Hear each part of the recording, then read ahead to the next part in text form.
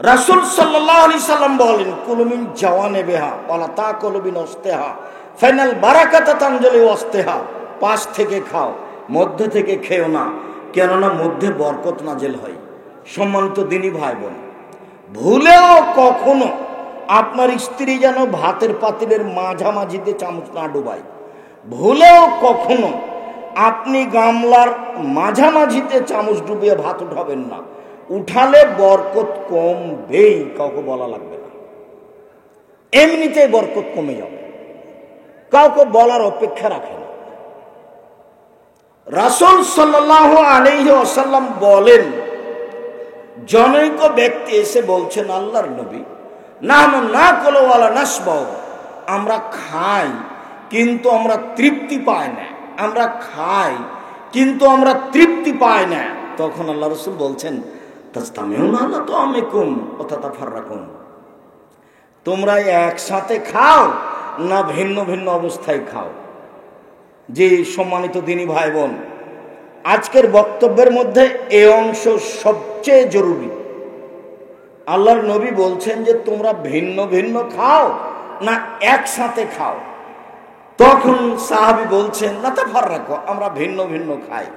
তখন আল্লাহ রাসূল বলছেন, ইসতামিউ আলা তাআমিকুম ওয়াযকুরুল্লাহ ইউবারাক লাকুম ফিহি, একসাথে খাও, বিসমিল্লাহ বলো, বরকত হবে।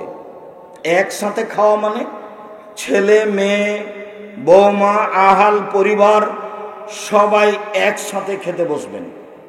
সম্ভব না হলে বাড়ির পুরুষগুলো একসাথে খেতে বসবেন।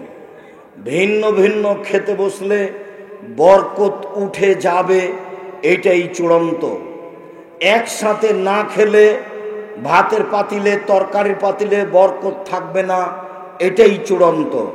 অতএব একসাথে খেতে বসলে দুইজনের খাদ্য চারজনের হবে, আর চারজনের খাদ্য আটজনের হবে, এই কথা মুহাম্মদ সাল্লাল্লাহু আলাইহি সাল্লাম বলেন।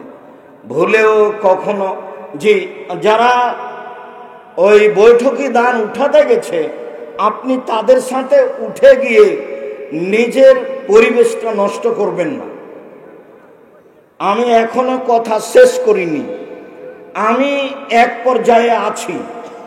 আজকের আলোচনার যেগুলো আরো গুরুত্বপূর্ণ অংশ, সেগুলো এখনো সামনে কয়েকটা হাদিস আছে।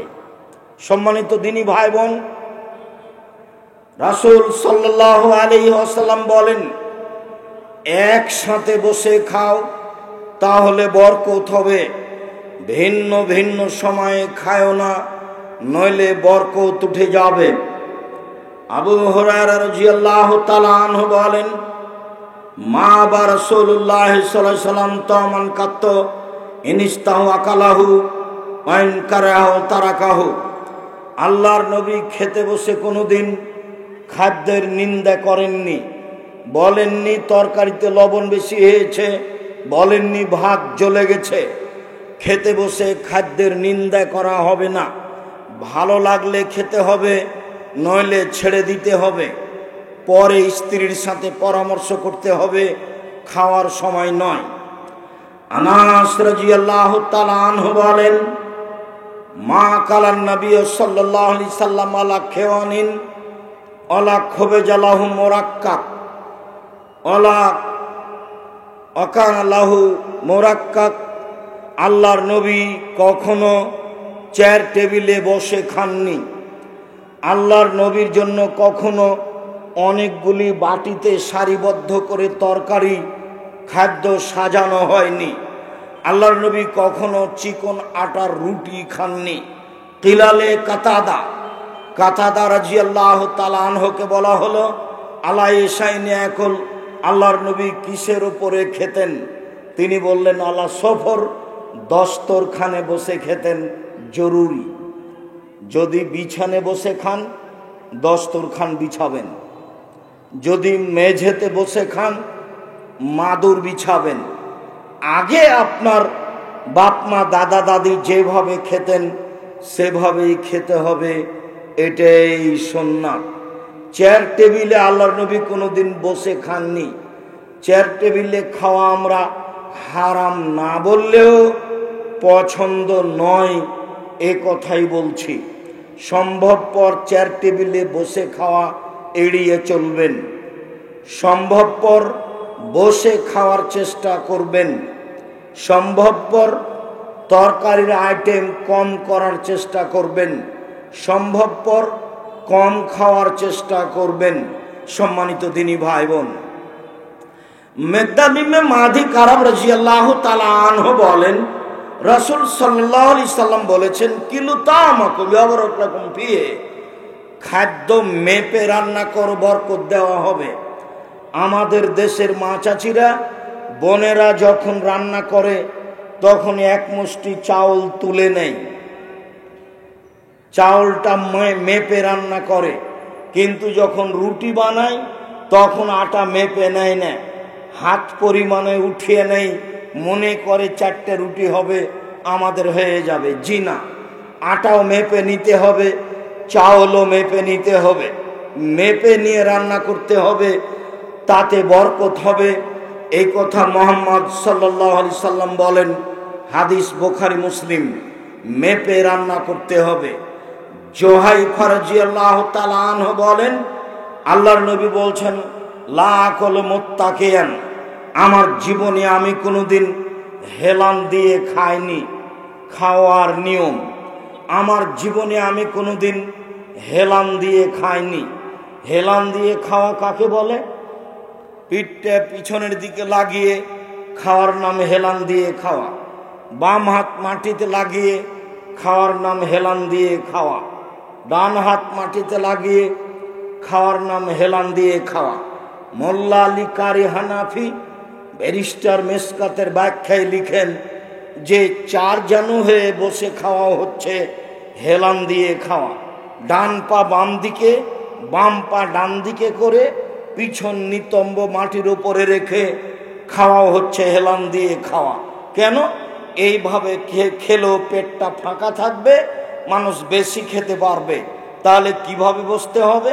পেশাব পায়খানায় যেভাবে বসে এইভাবে হাঁটু উঠিয়ে বুকের সাথে রেখে চাপা দিয়ে বসবে, তাহলে পেটটা চাপা থাকবে, কম খাওয়া হবে।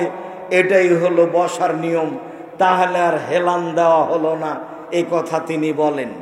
সম্মানিত দিনী ভাই বোন, আল্লাহর নবী হেলান দিয়ে খাননি এই কথা তিনি বলেন, আল্লাহর নবী নিজে বলেন। তবে হেলান দেওয়া কি জিনিস এ কথা তিনি বলেননি। বিদ্বানগণ বলেন, পিছন দিকে হেলান দেওয়া মানে হেলান দিয়ে খাওয়া। বাম হাত রেখে মাটির সাথে রেখে কোনো কিছুর সাথে রেখে খাওয়ার নাম হেলান দিয়ে খাওয়া। ডান হাত কোনো কিছুর উপর রেখে খাওয়ার নাম হেলান দিয়ে খাওয়া। মোল্লা আলী কারি বলেন, 4 জানু হয়ে বসে ডান পা বাম দিকে, বাম পা ডান দিকে দিয়ে নিতম্ব মাটির উপরে রেখে বসে খাওয়ার নাম হেলান দিয়ে খাওয়া। এগুলো সবই হলো হেলান দিয়ে খাওয়া। তাহলে খাবো কিভাবে? যেভাবে পেশাব পায়খানায় বসা হয়, হাঁটু বুকের সাথে লাগিয়ে পেটটা চেপে খেতে বসতে হবে। তাহলে অল্পতে পেট ভর্তি হয়ে যাবে, খাওয়া কম হবে। জীবনে কিছু করতে হলে, বাঁচতে হলে, বেশি কিছু করতে হলে কম খাও, কম কথা বলো, কম ঘুমাও। কম খাও, কম কথা বলো, কম ঘুমাও। কম খাই যে কাজ করবে সে, কম কথা বলে যে কাজ করবে সে, কম ঘুমায় যে কাজ করবে সে। জীবনে কিছু করতে হলে কম ঘুমাতে হবে, কম খেতে হবে, কম কথা বলতে হবে, তাহলে তা সহজ হবে। সম্মানিত দিনী ভাই বোন, আমি আপনাকে কথা সংক্ষিপ্ত করে এই অংশে চলে এসে বলি। খাওয়ার শুরুতে বলেছিলেন বিসমিল্লাহ, তাহলে মাঝে মধ্যে কিছু বলবো নাকি?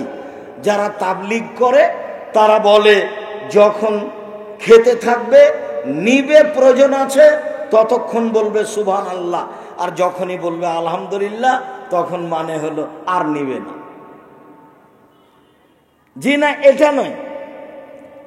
আবু হুরায়রা রাদিয়াল্লাহু তাআলা আনহু বলেন, আল্লাহর নবী বলেছেন, ইন্নাল্লাহা লা ইয়ারজা আলাল আবদে ইয়াকুলুল আকলাতা ফায়াহমাদাহু আলাইহা, নিশ্চয় ওই পুরুষ নারী দাস দাসী খায়, খাওয়ার মাঝে মাঝে আলহামদুলিল্লাহ বলে, আল্লাহ তার উপরে সন্তুষ্ট হন।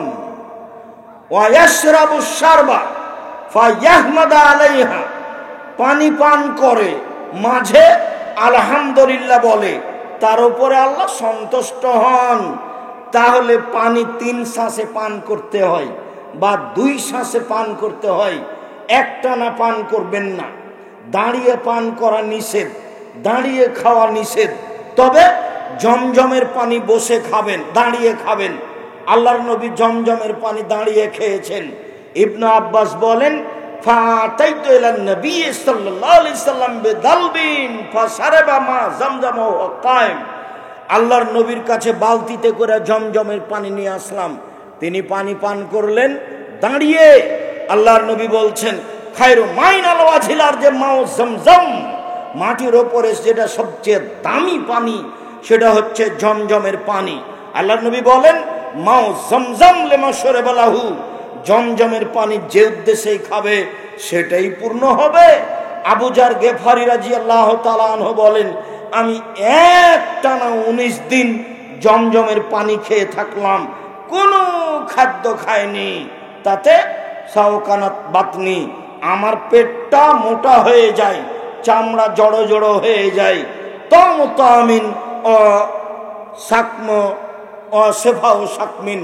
আল্লাহর নবী বলছেন, জমজমের পানি খাদ্যের খাদ্য, জমজমের পানি রোগের আরোগ্য। জমজমের পানি একটা খাদ্য, জমজমের পানি হচ্ছে ঔষধ। আল্লাহর নবী জমজমের পানি দাঁড়িয়ে পান করলেন। সাথে সাথে বললেন, আল্লাহর নবী নিষেধ করেছেন পাত্র উল্টিয়ে খেতে। ছোট যেগুলো পানির বোতল সেইগুলো উল্টিয়ে খেতে পারেন। যে বোতলের পানি একবারে খেতে পারবেন না, কয়েক শ্বাসে খেতে পারবেন না, এই বোতল খুলে এইভাবে উল্টিয়ে খাওয়া নিষেধ। পাত্র উল্টিয়ে খাওয়া নিষেধ, দাঁড়িয়ে খাওয়া পান করা নিষেধ। দাঁড়িয়ে খেলে পান করলে বমন করে দিতে হবে, এই কথা এসেছে।